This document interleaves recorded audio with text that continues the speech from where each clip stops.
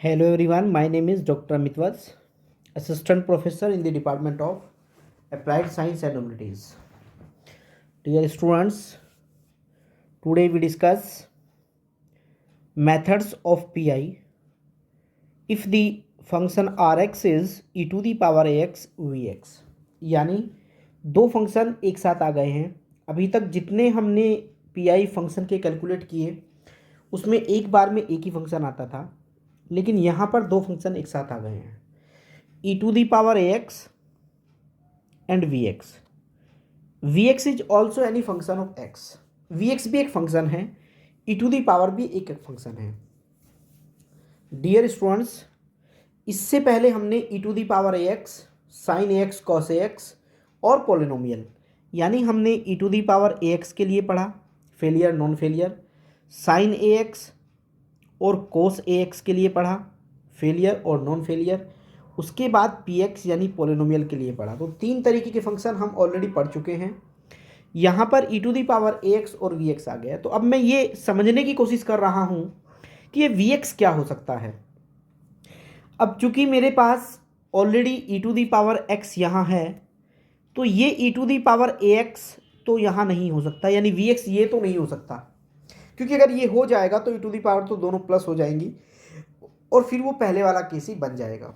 यानी इसका मतलब ये हुआ कि जो वी एक्स है वो इन दोनों में से कोई एक हो सकता है, या तो sign A X cos A x में से कोई एक आएगा, या तो कोई फंक्शन ऑफ एक्स यानी कोई पोलिनोमियल आ सकता है। तो अब हमारे पास जो वी एक्स है, उस वी एक्स के लिए अगर sign A X cos A x है तो उसकी डेफिनेशन यूज़ की जाएगी, और पी एक्स है तो फिर उसके लिए, पोलिनोमियल है तो फिर उसके लिए उसकी डेफिनेशन यूज़ की जाएगी। सबसे पहले जब भी दो फंक्शन आपस में प्रोडक्ट में आ जाएंगे और उनमें से एक function E to the power A X होगा, तो पहले आपको E to the power A X के लिए ही सॉल्व करना है। E to the power A X के लिए क्या करेंगे उसके लिए समझिए एक बार। E to the power A X के लिए हम E to the power A X को पहले रखेंगे और फंक्शन में डी की जगह डी प्लस ए सब्स्टिट्यूट कर दिया जाता है। यानी जहाँ पर भी फंक्शन आपके पास आएगा, उस फंक्शन में जहाँ डी आ रहा है उस डी की जगह पे डी प्लस ए को रख दिया जाता है, डी प्लस ए। तो हमने फंक्शन में डी की जगह पे डी प्लस ए रख दिया। देखिए यहाँ डी था, डी की जगह मैंने डी प्लस ए को सब्स्टिट्यूट कर दिया है। A E to the power A X से आया है, तो जैसे ही मैं डी की जगह डी प्लस ए रखूँगा, E to the power A X की डेफिनेशन ख़त्म हो जाएगी। उसके बाद केवल और केवल एक टर्म बची रह जाएगी और वो होगी वी एक्स। अब ये वी एक्स, जैसा कि मैंने आपसे चर्चा किया, दोनों में से कोई एक हो सकता है, या तो ये sign A X cos A X होगा, या तो ये कोई पोलिनोमियल होगा।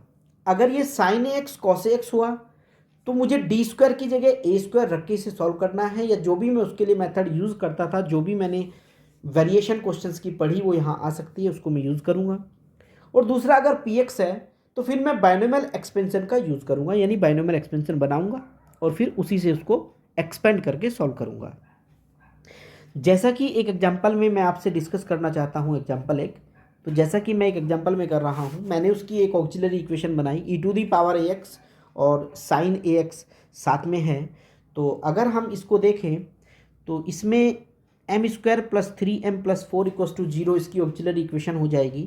तो एम इक्वल्स टू हो जाएगा माइनस के three plus minus square root of B square is 9 minus 4ac is 16 और अपॉन में 2, यानी माइनस के three plus minus square root of -7 upon 2 equals to -3 plus minus iota root 7/2 और 3/2।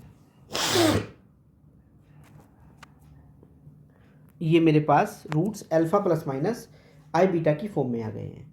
तो इसका सी एफ क्या होना चाहिए? इसका सी एफ होगा E to the power -3/2 X C1 cos root 7/2 X और C2 साइन रूट 7/2 एक्स। ये मेरे पास इसका सी एफ हो गया है। पी आई कैलकुलेट करते हैं। P I equals to 1 upon D square 3d plus 4 e to the power 2 x और साइन एक्स। तो सबसे पहले हमें क्या करना है स्टूडेंट, फंक्शन में डी की जगह पे डी प्लस ए यानी 2 को रिप्लेस करना है। तो जैसे ही हमने डी प्लस 2 रखा तो ये 1 डी प्लस 2 का whole square plus 3 into D plus 2 plus 4 हो जाएगा। यहाँ साइन एक्स होगा और ये जो e to the power 2x है इसको मैं पहले लिख देता हूँ क्योंकि इसकी डेफिनेशन लग चुकी है। तो ये मैंने इस तरीके से इसको कर दिया है। इसको थोड़ा सा और सिंप्लीफाई करता हूँ।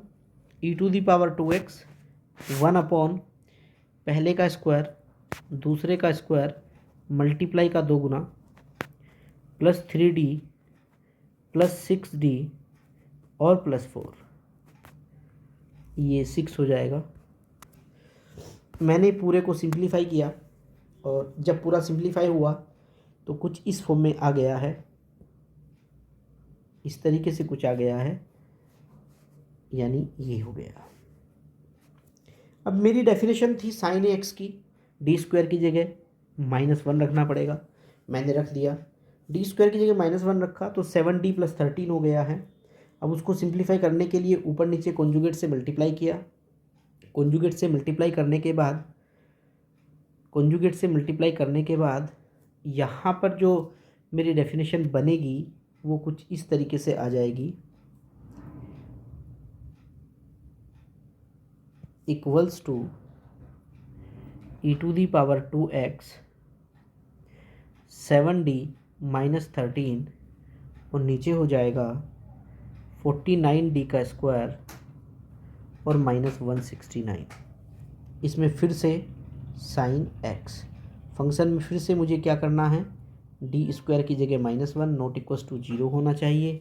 -1 रखने के बाद मैंने इसको सॉल्व किया और सॉल्व करने के बाद ऊपर के डी को भी सॉल्व कर लिया है, जिससे कि मेरी प्रॉब्लम सॉल्व हो गई है। तो यानी e to the power ax vx आ जाए तो पहले हम e टू दी पावर के लिए करते हैं और उसके बाद vx को देखते हैं। एक और एग्जांपल मैं आपके सामने रखूँगा। अभी कुछ इंपॉर्टेंट क्वेश्चन हैं जो मैंने आपके सामने रखे हैं, एक बार ध्यान से देखिए स्टूडेंट्स।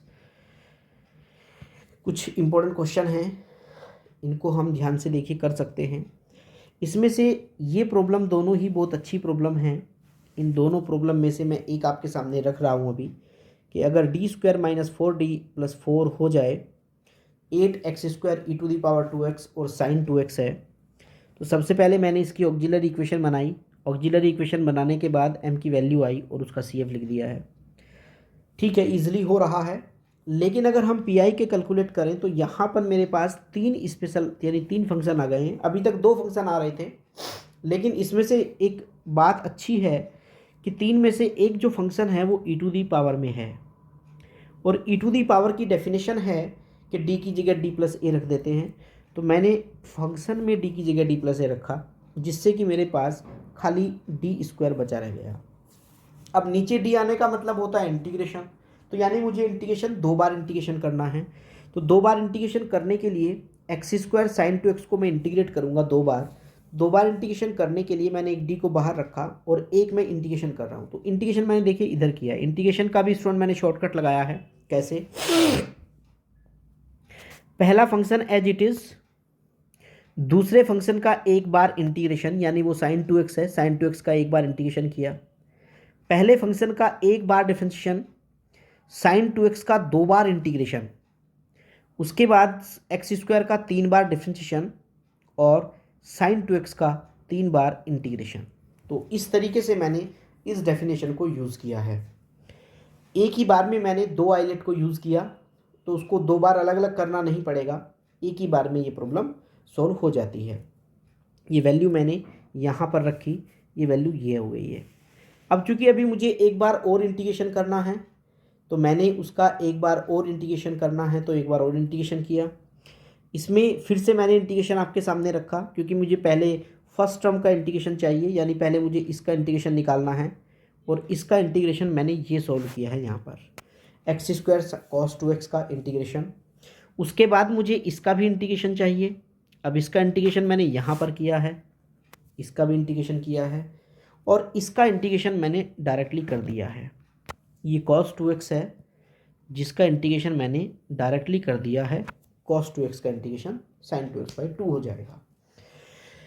तो इसी को ध्यान में रखते हुए पूरा इंटीग्रेशन मैंने इस तरीके से सॉल्व किया।